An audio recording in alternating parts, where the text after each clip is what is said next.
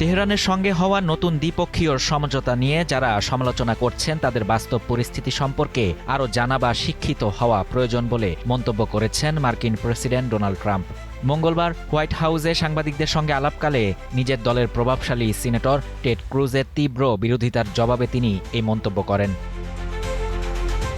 Trump চুক্তি বিরোধীদের উদ্দেশ্য করে বলেন, আমার বন্ধু হলেও যারা এই চুক্তির সমালোচনা করছেন তাদের বিষয়টি সম্পর্কে আরও ভালোভাবে জানতে হবে, কারণ ইরানকে আমরা এমন এক অবস্থানে নিয়ে এসেছি যেখানে আগে কোনো প্রশাসন যেতে পারেনি। তবে ট্রাম্পের এমন আত্মবিশ্বাসী মন্তব্যের মধ্যেই মার্কিন আইনসভা কংগ্রেসে তার এই নীতি নিয়ে ক্ষোভ ও অসন্তোষ তীব্র হচ্ছে।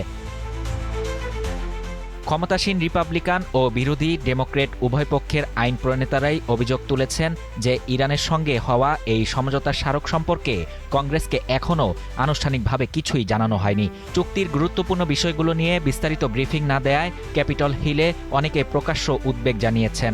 বিশেষ করে রিপাবলিকান সিনেটর টেড ক্রুজ শুরু থেকে ইরানকে তেল বিক্রির সুযোগ দেয়া এবং স্বল্পমেয়াদে নিষেধাজ্ঞা শিথিল করার মতো বিষয়গুলোর কঠোর বিরোধিতা করছেন। হোয়াইট হাউসের এই নীতিকে ভুল আখ্যা দিয়ে এক কড়া বক্তব্যে সিনেটর টেড ক্রুজ বলেন, ইতিহাস প্রমাণ করে আমাদের ক্ষতি করতে চায় এমন ধর্মতান্ত্রিক উগ্র গোষ্ঠীগুলোকে বিলিয়ন বিলিয়ন ডলার দেয়া অত্যন্ত খারাপ সিদ্ধান্ত।